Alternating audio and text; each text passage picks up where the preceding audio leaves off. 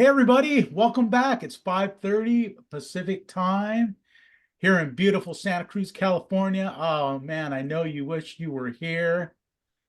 January 3rd, it's like beautiful. So I'm sorry if you're like snowed in or whatever, but I'm enjoying it. I got my short sleeves on. But if you're out there, welcome. Thanks for coming back. If you're in the Facebook group watching on the live stream, you can just go ahead and watch.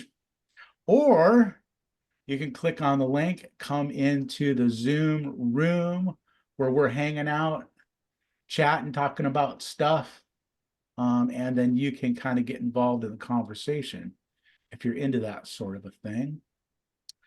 Let's see here.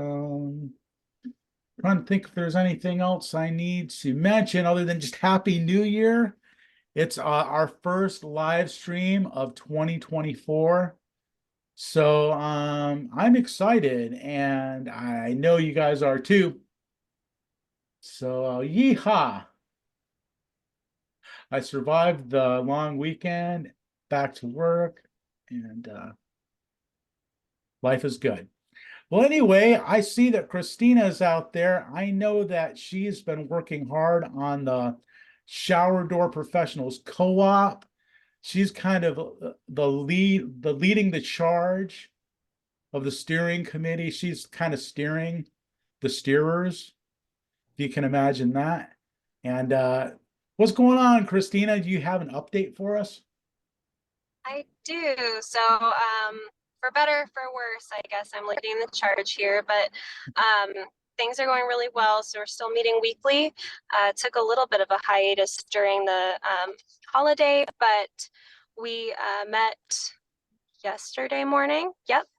And started going through the bylaws. So what we're going to do now that we put together the ownership co-op ownership kind of one pager, if you will, which is posted to the Facebook group. We will start the bylaws, and we'll get about 60 to 70% of the way through that before speaking with an attorney, so that we can have an informed decision, or informed decisions and informed conversations with an attorney, and not run up an hourly bill. So that's what we are going to be working on probably for the next few weeks, because the bylaws need to be really, really put together. And then we are meeting with a CPA next week. So that's exciting. And it's a CPA who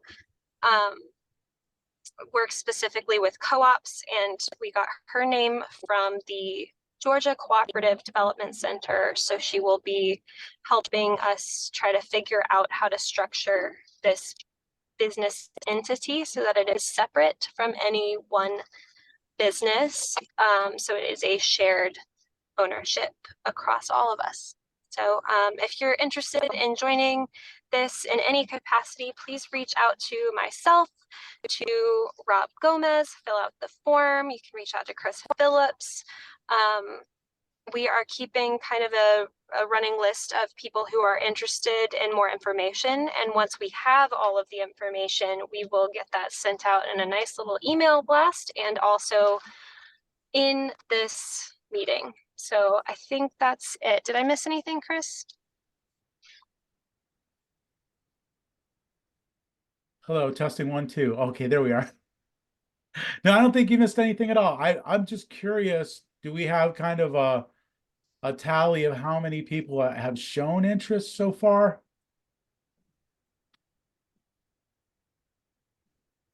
The last number I got, and Rob, you can keep me honest here, but the last count, just curious, is about 17.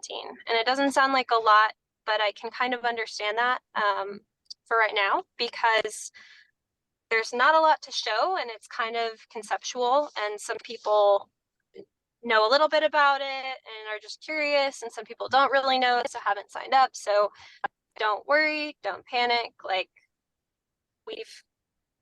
we are going to get some more concrete information for you, and then if you're interested, you still have plenty of time to sign up. There's about 30. It will be ongoing.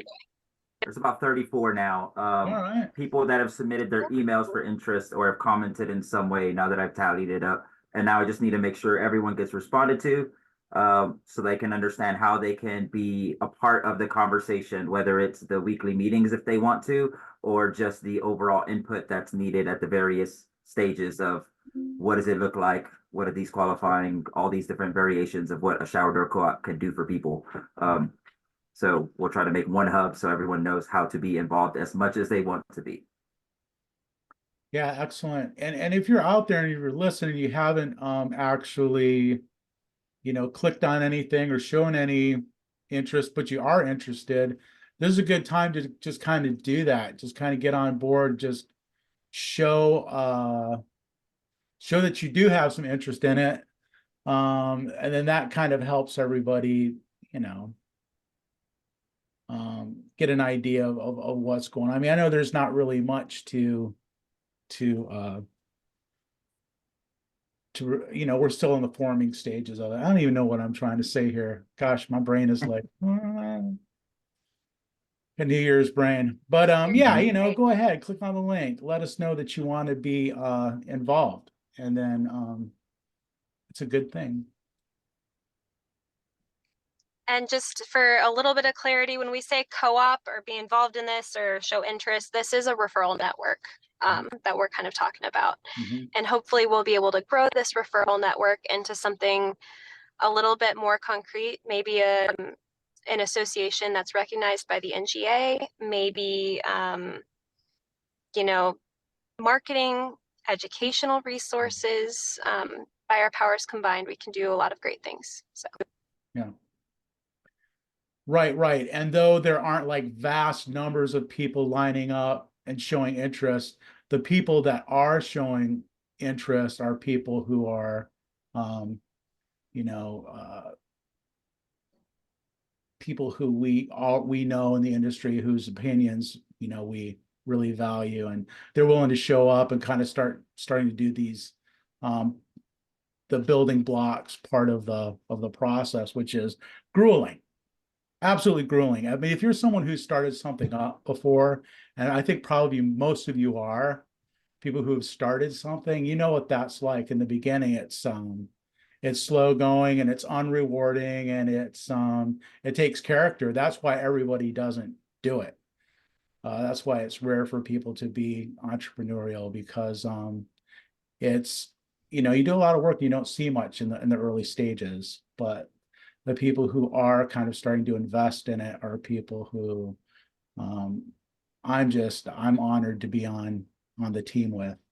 So I'm excited about what's coming up. Nice. So thanks very much for the update, Christina. And hey, what do you guys do at this time of year? When you kind of got a new year. I know a lot of people make resolutions. I don't know if a lot of people do. I know people have in the past. I don't know if that's a thing that's just of the past, but I know some people put together kind of a vision, or goals, or think about what's been working, or maybe what's not working, what needs to change. So I'm just wondering if any of you out there are thinking about doing something different in 2024. Tell me about it. Well, definitely the goal is growth. I mean, Yeah. like any small business. I know for us, we're actually, I mean, like a lot of people that I've seen online are kind of revitalizing the shop a little bit, trying to get a little bit more organized, moving some stuff around, doing that big cleanup. So that's what we've been doing, kind of getting a little bit more organized here at the shop. One thing that I am looking at is, which I was gonna kind of bring it up to the group too, and as far as the guys that have like sales guys going out in the field, and I'm not looking for any particular dollar amount, but how are you guys like structuring compensation for that position? Is it like something close to like you're paying them like as an installer? Are you guys using some of your installers to go out and do appointments? or how do you guys structure that?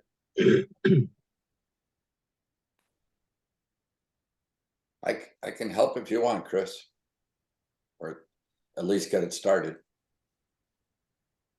You're muted, Chris. Yes, please do. Cameron, Thanks, Bill. Appreciate that. Cameron, we have guys, when we first started, yes, the sales guys that we found that were good came from the installation realm. So they were capable of doing that. So during our first growth stage, that's exactly what we did. And we paid them as installers and we bonused them for sales after a certain dollar amount. As we grew and they became specific salespeople and not installers, the only thing they would do would be very small service calls, like replace a sweep for somebody. They can put a sweep in their car and a little set of pruners to trim it, maybe a little file to soften the edge. But really, those really minor service calls that would be a nuisance to send a truck with a couple of guys, they do that. As we transition, we have both inside and outside sales guys, and to us, they're a team. Customers come in the showroom or designers bring them in the showroom. The inside salesperson kind of gives them all the information, teaches them, gives them value about what they're buying, sets the appointment, and the outside sales guy does the measuring and closes the deal. So we find that it's a team. So what we've done is each store location has a target number to hit every month, which is our break even. We have calculated what it would cost, how much sales we need to sell to break even. You calculate all your fixed costs, like your rent, your insurance, etc., your taxes and your electricity. So you have your fixed costs, then your salary costs. And after they hit that target number, which again, it's different for each location, then they get bonused after that. So they have a salary, but the salary is not a big salary, but it's enough to keep them hungry enough to go after the commission.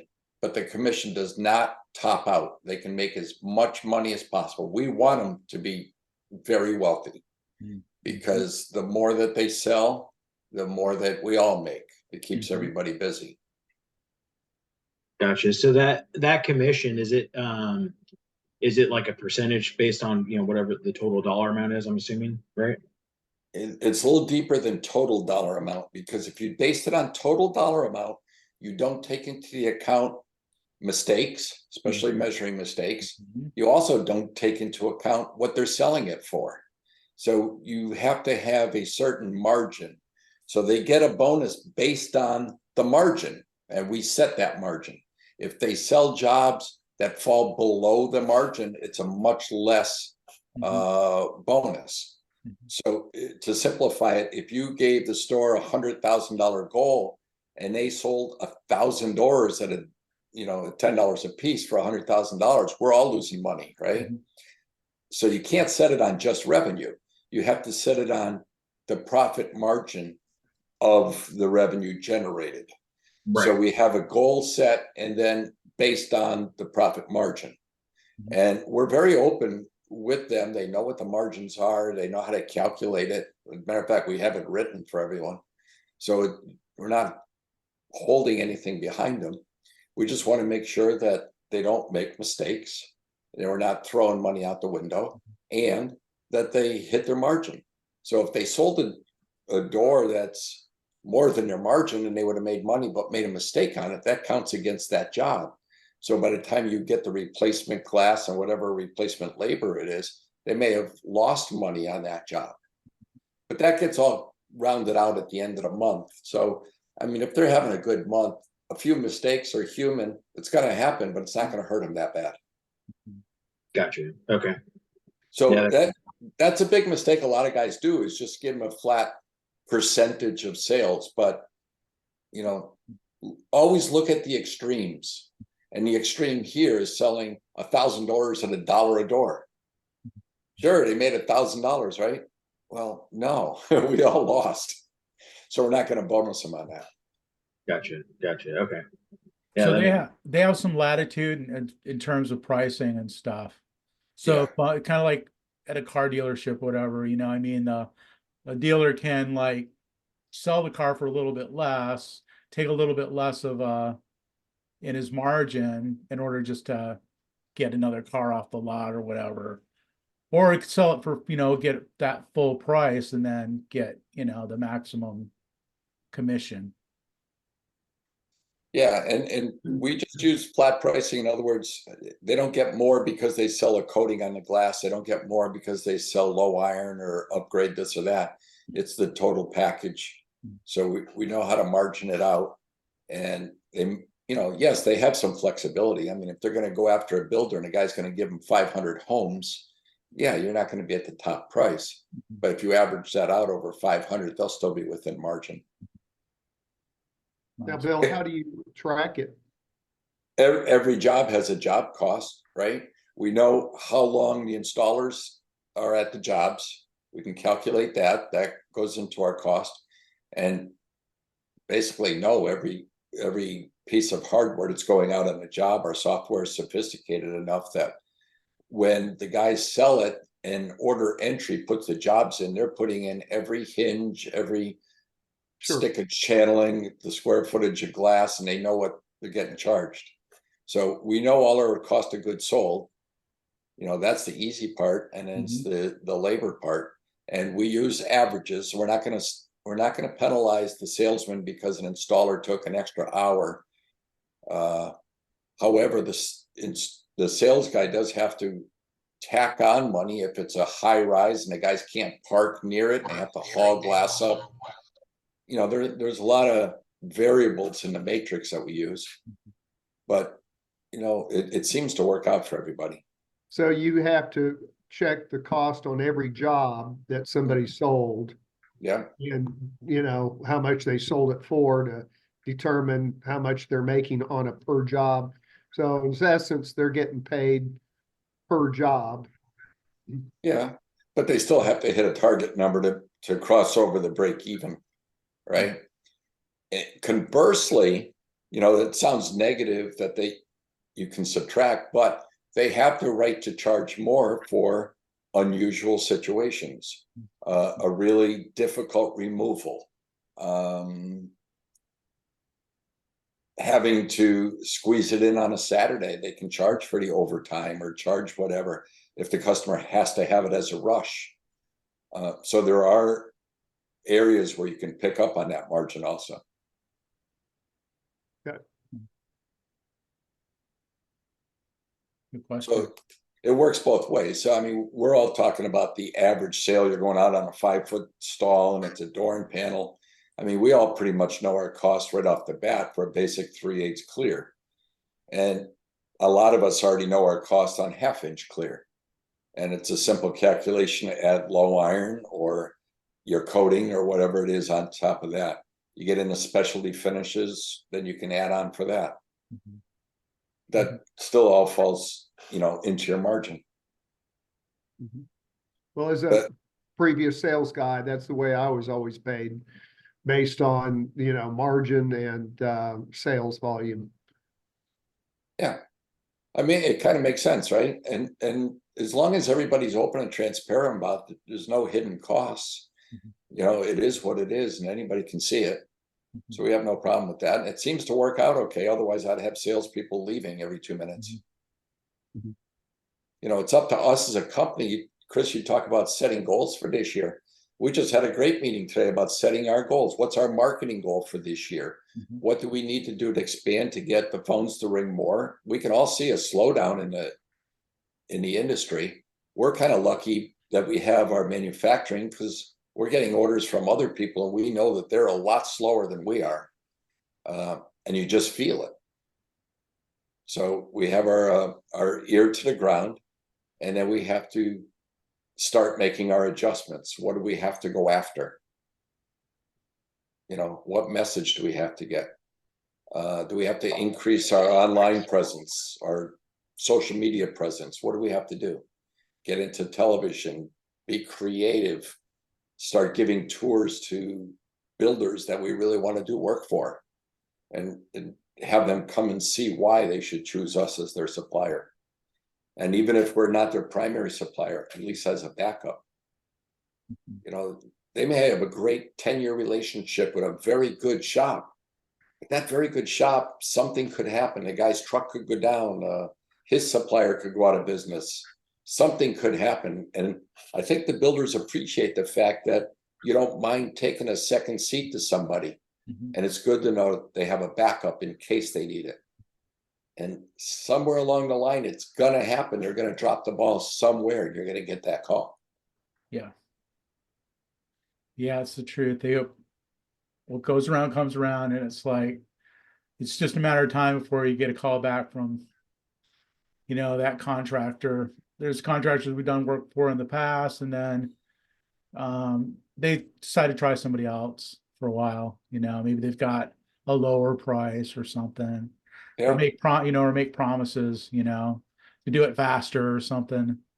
And then after a while, they find out, oh man, these guys are promising stuff that they really can't follow through on, or I'm losing because of the lower price. The lower price is costing me too much. Yeah.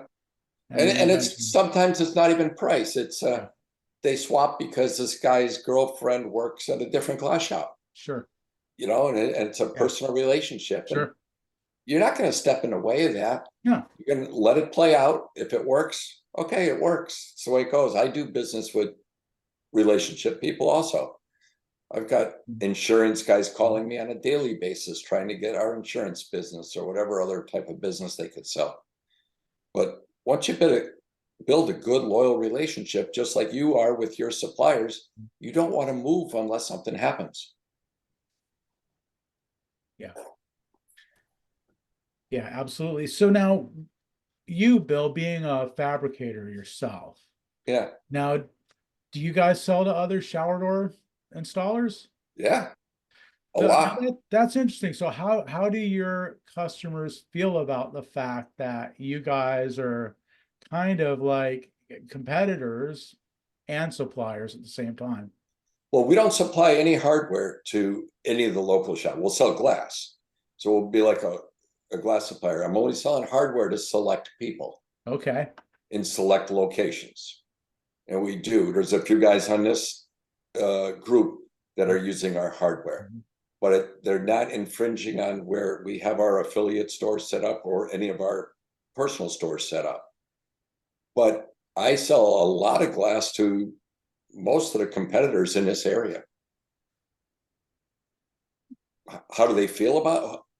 I guess your question is, how does who feel about it? Right. Well, I mean, I've heard people complain, or I don't know if complain is the right word, but yeah, maybe complain, like about another a supplier who also does installation, and then that there's I don't really get it myself personally. I really don't see things with the same perspective that the average person does. I really don't see people as competitors so much, because I think that we're all different enough to where there's no two people who are selling the exact same thing. You've got products and you've got services, and it's like that combination is always unique. But I know, like, there's a company here. We were talking about WBS like last week, and that's a company that also has an installation arm. You know what I'm talking about, Tim? And I've heard people who've been like butthurt about that somehow, and I really don't understand exactly what that's about. WBS, they do commercial work too. Yeah. A lot of strip malls and stuff like that. I know that's I can't So think of what's the name Yeah, of when installation arm? I can't think of their name now. I can't think of it either. Don's Mobile Glass. Yeah, Don's Mobile Glass. That's it. Yeah. Yeah, so it's kind of interesting. Yeah, I've heard people talk about, they didn't like the fact that they were a supplier and that they're also an installer. And again, I don't really get what that's about. Maybe someone could explain. I think it to me. the issue, can you hear me, Chris? Am I on? Yes, I can, Greg. Yeah. One of the issues was the concern that we had years ago was that you'd send a quote across to get your materials quoted for like a small commercial job. And then an in-house salesperson there would pick up, would saunter by the fax machine back in the day and pick up this quote. And then he'd go out and bid the job himself. Oh. And so with the in-house installation crew. So you'd actually lose the job to the fabricator because they were out bidding, and you were basically providing leads to the in-house team that they had. So now that's a little shady. That's Mhm. different. That's different than just being a supplier and a competitor. That's like a little dirty. Yeah, Yeah, that was on the commercial side. yeah, years ago, there was a company up in the Bay Area called Cobbett Kibbe. And they're a big time commercial company, but they also had a wholesale division.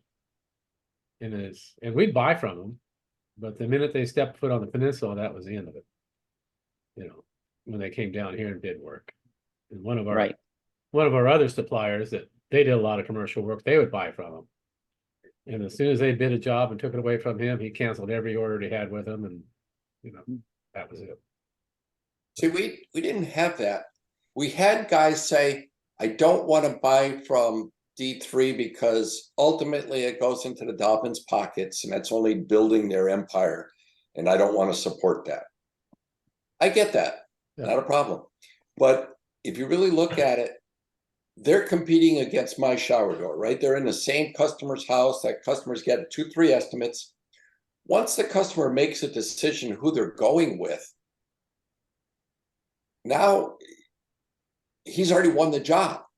So the question becomes, where do you want to buy your glass? Do you want to order from Old Castle or True Light or whatever your choices are? Or do you just want to get from D3, which is right up the road from you?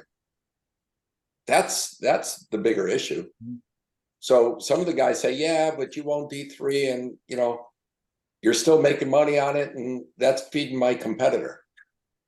Yeah, he's got a valid point there. I'm not going to force him to buy, but I think a lot of them have found the value of what we can do and how fast we can turn it around far outweighs the potential of feeding the empire, as they call it. But they have every right, and we don't hide it. I mean, we tell them who we are. They know who we are. We don't hide it, Right. But they have that choice. If Greg was selling to his competitors, which right now he's only manufacturing for himself, but if he did that, he would be in the same boat. He would say, hey, I'll sell you the glass. I'll even sell you the hardware. You sell the job first. The problem Greg was just talking about is that particular guy would submit bids to get quoted from the supplier. And that's not the case here. We're very, very few of the people that order stuff from us get it quoted first. They have a price list. We show them how to figure out their pricing. They don't need to get it quoted. We're only seeing an order come through. So that whole stealing your quote, that doesn't happen.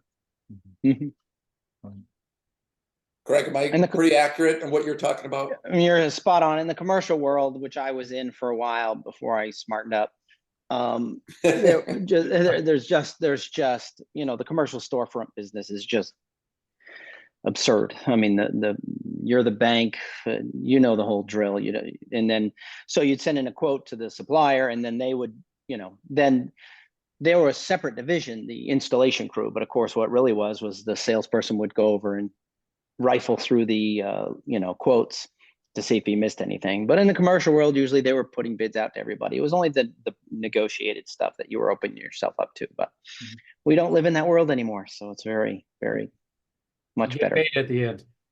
I get paid at the end. Exactly right. You don't get stuck for retention. Correct. Yeah. And now we have a couple of builders that do some commercial and residential, and they'll say, well, we got to do retainage. And we say, well, we won't sign the contract if there's retainage. And they say, well, you have to, then we just increase the price. And we sign the contract. Yeah. So, and then we get the retainage at the beginning, and then we might get 5% later. So, but that's rare.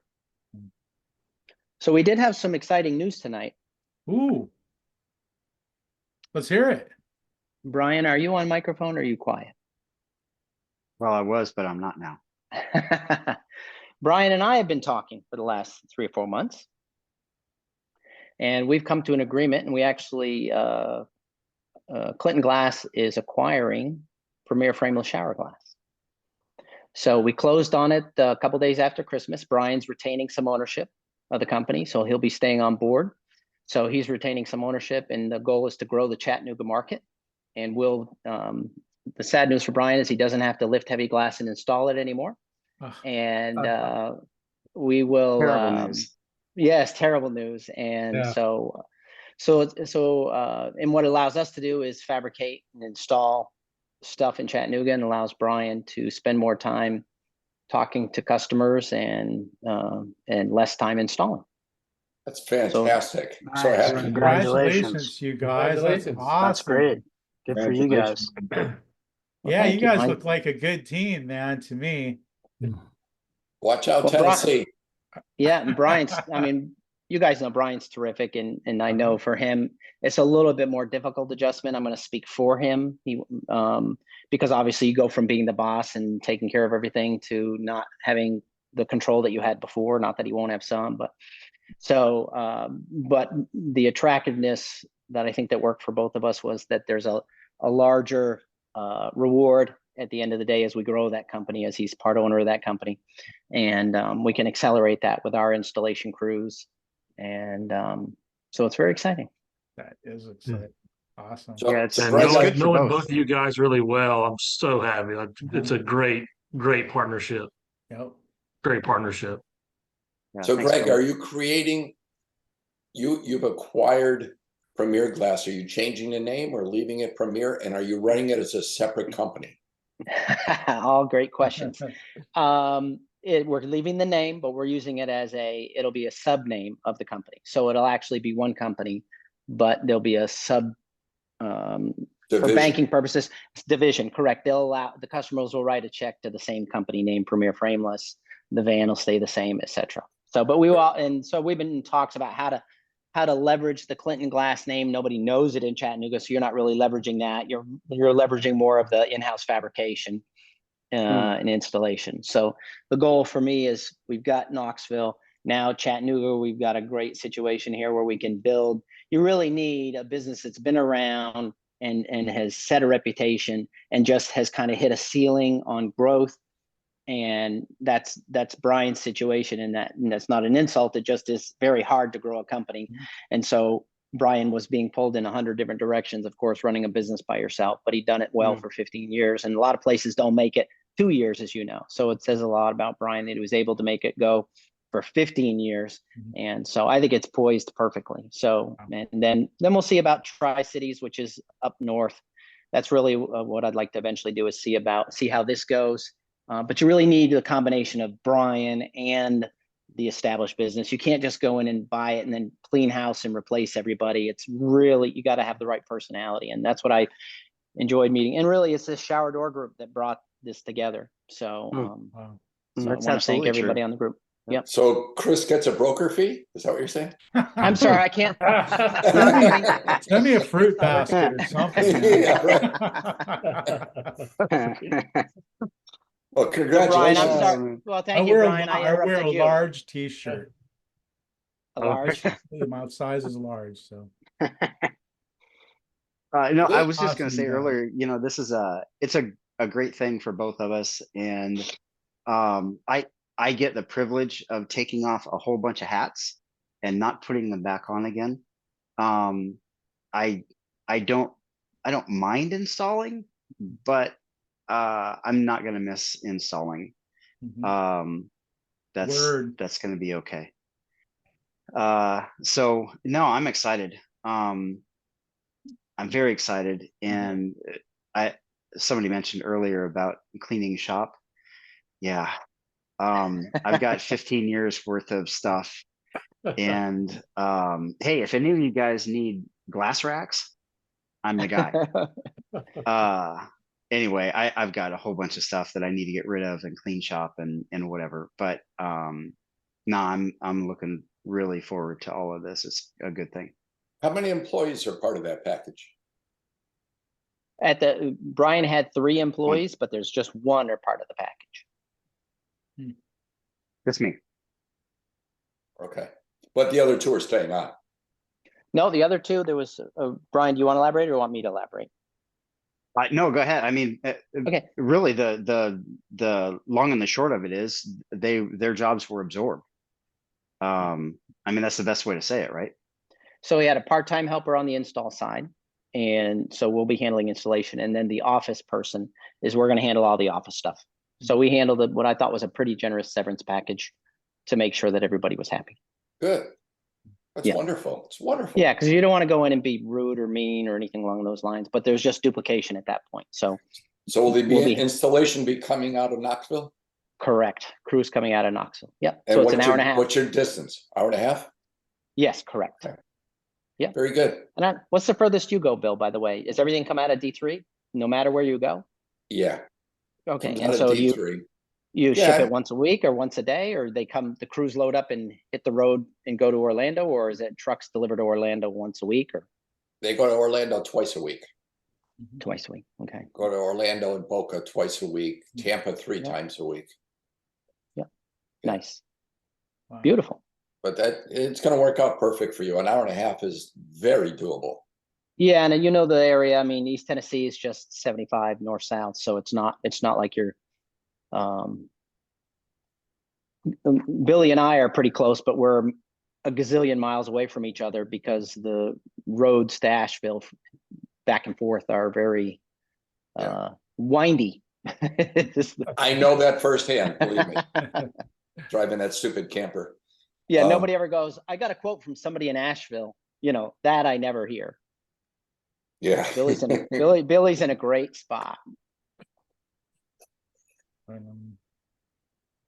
So anyway, that's our news. So That's awesome news. Thanks for sharing thank you. it here, man. That Is- makes my day. Is somebody from Clinton Glass getting elevated to oversee Knoxville, or is Brian going to be basically overseeing that? Brian will be overseeing Chattanooga, certainly, and he and I will be spending a lot more time together. Unfortunately for him. So. Very good. Very good. It's all exciting good. stuff. That's exciting stuff. Yep. Yeah, I mean, really, That we're is. doing 6 million in Knoxville. Certainly Chattanooga is good for 2 to 3, I would think, depending upon how aggressive and time and all that type of thing. But it's going to take, I would be pleased with 2 million. Very But good. we'll see. You can do it. Yeah, but you Exciting. got to have somebody, especially remote. I know you've got some systems set up, Bill, but you got to have somebody you can trust, and that's where again Brian comes into play. You're not hiring somebody and hoping they work out and hoping you can trust them and checking the monitors of where they're driving and where they are. I just don't have time for that. So you got to have somebody you can trust. So. Wait, you're gonna monitor me? Check your ankle. I attached an Ankle monitor bracelet. on That's why you want the van. You're gonna put a thing on the Little zap- van. Now a I little see. a little zapper if he spends 5 minutes at McDonald's. Oh. Time's up, buddy. Turn his taste buds off. Yeah. No, it's all good. So it's exciting. It's definitely something different. And Brian and I have just been chatting for quite a while, and he's actually done a lot of changes to the business that are positive changes did a lot of hard decisions. I mean, I don't know, you guys in the smaller shops it's hard to make decisions to let stuff go. He let the insulateds go, focused on shower doors, and it really made a difference. And certainly made it much more attractive from my point of view, that we didn't have to discontinue products and all that. So it's all good. Yeah, and I wanted to say that I use the term mentor. Greg has been my business mentor for, I would say, 2 years. And actually, it was November 2 years ago where we were both on the same Zoom call, and Greg invited me to his shop, and the rest is history. But because Greg has been my business mentor, I was able to get the business in better shape, and now he's reaping the benefits of that, and both of us are. Yeah, no, and it's all good. And it was one of those conversations, and actually it was at Christina's showroom where I said to him, what do you want? What is it that you want? Do you want to grow it? Do you want to sell it? Do you want to keep it the same? And there's no wrong answer. And I think the answer was, yes, I want to grow it. And then, yes, I'd like to sell it. All of the above. Yes, Little did yes, I know he was yes, setting me up. Yes. Yeah, it's So I in said- what order though? Yeah. You want to Yes, sell it and then exactly. grow it. Right. So that was just one of those things. It was kind of a, hey, let me know if you want to grow it. I'm here to, support you in any way you want. If you want to sell it, let me know. And so that's how it went basically. Yeah. You know, the beauty Yeah, it of was a this good conversation. the beauty of this news, especially for other guys in this industry that watch us but don't come on here, is that they realize that we do work together. This isn't cutthroat where we're trying to hurt each other. We're actually trying to help each other, and we're partnering up and mentoring each other. Chris, congratulations again. It's really, you think about what that has accomplished. That's a big deal. It is. Yep. Well, I'll consider it a success. We need to get our retirements up. Does that make sense? We're both in our late 50s. Yeah. So the goal is to get this company large enough that it is financially successful, and also if there's a buyer at some point that there's more of a payout. That's one of my personal goals for Brian, is that when the payout comes, that he'll get more than he would have gotten by a long shot by himself. And I don't mean that in a mean way. That's not a condescending. That's one of my goals. So, well, just for clarification, I'm in my mid 50s. So I'm in my late 50s. You're in your mid 50s. I should speak for myself. My apologies. How long did the mid 50s I'm right on the last? precipice. About 59? Until you cross over 60, Chris. Okay, that's what I thought. 60. That's what I'm holding on to. So, yeah. So, of course, Chris, you started this with the GCS deal. And it sounds really familiar. A year ago. Very, very similar. Yeah. Like, I was on my own basically for the most part for about 15 years. There were times when I had, a crew or a couple of crews going, tried different things, tried being union for a while, tried being full service, tried doing commercial, tried all it's kind of stuff you were describing, Greg, that crazy stuff. And then, kind of the same deal, what do you want to do? Do you want to sell? Do you want to get out? Yeah, I want to do all of that. Or grow it? Yeah, I want to do everything. Let's grow it and sell it and get out, So that's cool, and it's funny, like talking about the cooperating and kind of going back to what we were talking about a little bit earlier in the call about competition and people getting like butt hurt about other people doing well. I mean, what you're talking about, like people doing shady, underhanded stuff, that's not cool. Nobody likes that.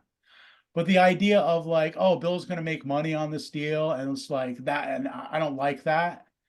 What a lame attitude to have. It's like I've never seen somebody in this group do well and felt, oh man, that sucks. It's like right. I love it when you guys are doing well. I mean, I love to hear good reports, and it's when people are struggling, that I feel bad, because I don't want to see that. It's this is my family, dude. I was raised a glazer. My dad was a glazer. My older brother was a glazer. I grew up playing with vacuum cups and caulk and guns. Those were my toys. I used to make up haunted houses. I'd use those big old gloves. Remember those big old glass gloves I used to have? They were huge. They were scary. I use them as props in my haunted houses and stuff. Man, this is my family. This is my my people. You ever try to ride glass carts? Oh yeah. Yeah. I would love to ask you guys a few questions on here, but we're going to keep the dollar amount out of it. All right. It's got zero to do with dollar amount, except the premise that, Brian, as you were getting ready to go through this, I'm sure you leaned on your accountant, your CPA, some kind of a financial advisor to make sure that this deal made sense, right? Were you getting pushback like, oh no, you need to get more? Was somebody outside of you and Greg pushing you to either ask for more or tell you that you're getting a good deal? Or did you kind of make that decision all on your own without outside advice? No, I did. I talked to my CPA, and he was saying, yes, you need to get more. But I told her, I'm happy. I don't need to get more. this is a good deal. And I think she was looking at it from more of a narrow perspective than I was, because it's not always all about just the number. And to me, it's the whole package. And I don't know where she was seeing more money, honestly. I think what Greg offered was more than fair. And I'm totally happy with it. So yeah.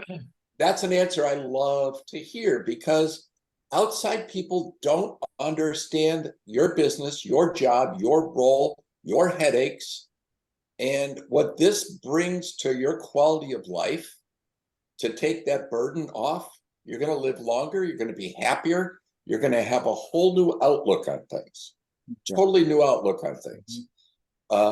As far as Greg, he's growing his business. You couldn't have a better mentor. You couldn't have a better associate to work with.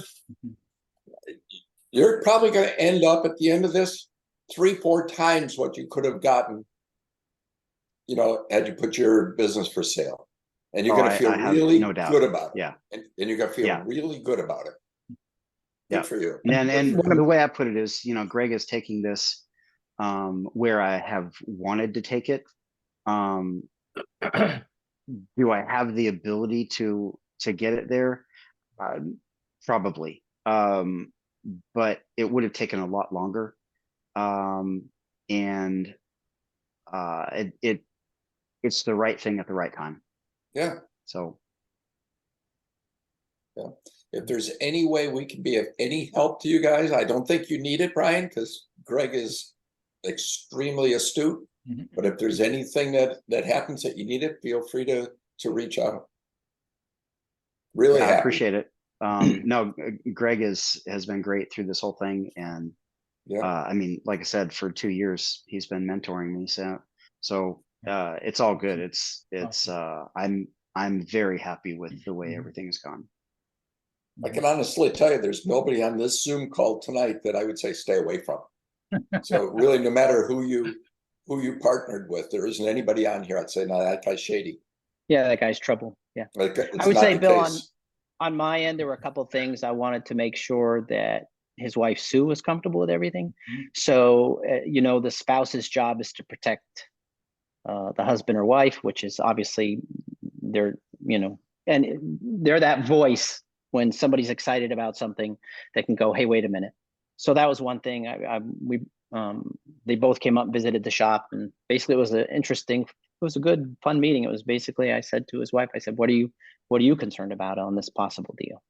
You know, and she expressed her concerns. She didn't have any, she was very polite, and she said, well, I'm worried about this and this and this. And so that was a fantastic conversation. So, and then, like I said, my goal is, and I think if the CPA, and I understand a CPA saying, gosh, for 15 years of hard work, you should get more, I get that completely. But the retained ownership, even if with an early departure, I wanted to make sure he was taken care of. If he felt like he had to leave early, if he said, oh gosh, I can't do this. I really need to run my own business. I just can't be working for somebody else anymore. I wanted to make sure he was taken care of there. And then also the bigger carrot is at the end, like you said, the 3 to 4 to 5 times bigger payout.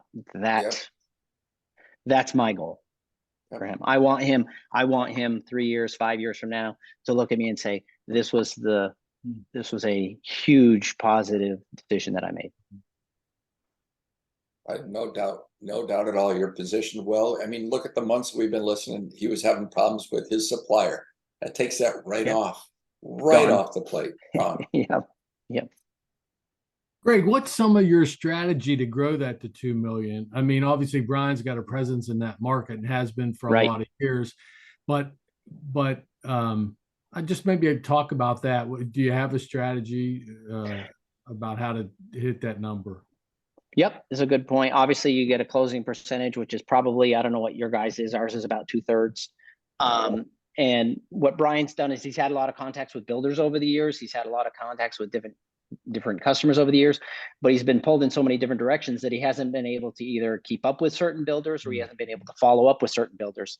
So as a matter of fact, today he sent me a list of builders on a spreadsheet and professional accounts, and we're going to call on those accounts, really. So that's number one, is go back and say, hey, remember I couldn't keep up, or I couldn't do this, or I couldn't do that, or I wasn't able because the size of our operation. Now we can. We got the best of both worlds. You're still going to deal with Brian every day, but you're going to have the fabrication installation of Clinton glass behind you.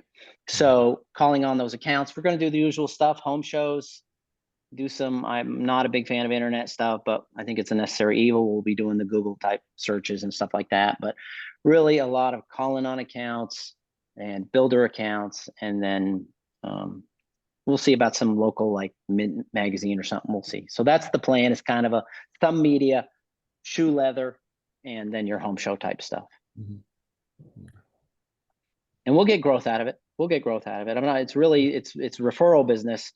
If anything, the referral business is our bread and butter. We got a lot of great builder accounts, but as you guys know, your builders have slowed down some. They're still busy, but they're not anywhere near as busy as they were. So the referral business has kept us strong. That's what I love about some of my smaller competitors. They've been chasing builders for the last 3 or 4 years, and they haven't been building up any homeowner referrals, and homeowner referrals are gold, absolute gold. That's the truth. They don't even price shop you lots of times, and we're competitive, but they'll be like, my neighbor across the street said to use you. Done. Yep. Answer the phone, get them a quote, show up and install it. We talk about that so much on this, that the homeowners are more important than the builders. Builders are good, good steady work, but when they have a good sub, they're not going to tell their friends about a good sub. They're keeping it to themselves. Correct. But you do a good job for a homeowner, they're going to tell all their friends when they Everyone. go out to dinner. Yep. And so many small shops, the path of least resistance is builders. So they call on the account because that means they can stop selling. So if I get a builder, I can stop selling and I can stop quoting because I just want the builder to call me and tell me that lot 14 is ready to measure. That's wonderful. It is wonderful until the builder drops by 10, 20, 30% in volume. And now what do you got? Meanwhile, your competitors got Mrs. Jones and all her neighbors, and the referrals keep rolling in for them. And remember, when the builder drops 10, 15, 20% in volume, their payments go 60, 90, and 120 days out too, because they don't have the cash flow they had. Correct. That happens every single cycle. Yeah, and they got all this infrastructure they've built up where all of a sudden you see the builder's got a designer, in-house designer, in-house service person, in-house this, in-house, and they're slow to make those changes to cut back those positions because they are hoping it'll turn around, and then the overhead's there. Yeah.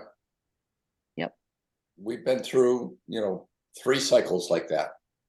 Yeah. And the homeowners is what carried us. You get your money, half of it up front, you get your other one on completion, you get a higher dollar amount, and you get the referrals if you treat them right.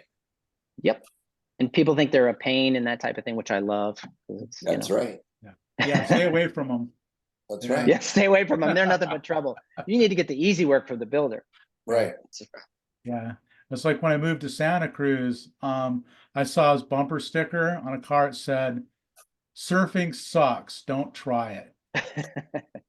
That's like Tennessee's terrible. Don't come to East Tennessee. Yeah, don't come. Yeah, it's funny. I mean, it's not exactly the same, but I kind of think about, that show Shark Tank. I used to love to watch that show. I like to dabble in inventions, so it's kind of fun to watch that and think, oh man, what if I had that big idea, and I go on the Shark Tank, and show them my idea. And I watch these people go on there and they're talking to these really big, heavy hitters in the industry, whatever industry they're in, pitching their idea. And these guys are showing interest and making offers, and they're asking for some outrageous amount of money for some tiny percentage or whatever. You've seen the show. Yeah. And they're like, I'll tell you what, I'll give you kind of the opposite of that. I'll give you like 100,000 for 90% or whatever they're doing. And see people walk away from the deal going, no, I'm not going to take a deal. And my thought was always, man, you're crazy. You are crazy not to, because first of all, the opportunity you have to work with one of these people who is killing it in business, can teach you so much about it, is willing to partner with you and take on your pet project. What a compliment. What an opportunity, first of all. And then secondly, it's like, it's not the last idea you're ever going to have. I mean, if you had a good idea, something good enough to sell to somebody who's smart, odds are, if you use your noodle a little bit, you'll come up with more of those over the course of your lifetime.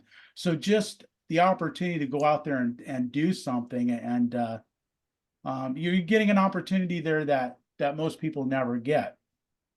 So I like the idea of partnering up with somebody more established, more experienced, that has different ideas, that has different perspective.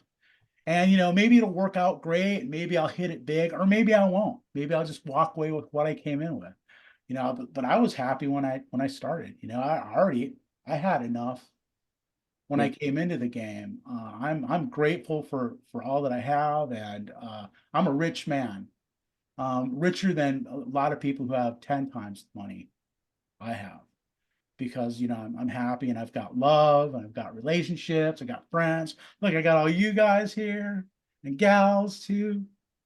Plus, you saved money on silicone all these years. Save money on silicone. Save a I'm lot. glad, I'm glad you said it, not me this time. We were all thinking it. We were all thinking it. Just the money I've saved in silicone alone. So yeah, really congratulations, and kudos to you too, Greg, when you talked about talking to Brian's wife and sitting down with her and finding out, man, that's not something that everybody would do. That's really pretty insightful. Yeah.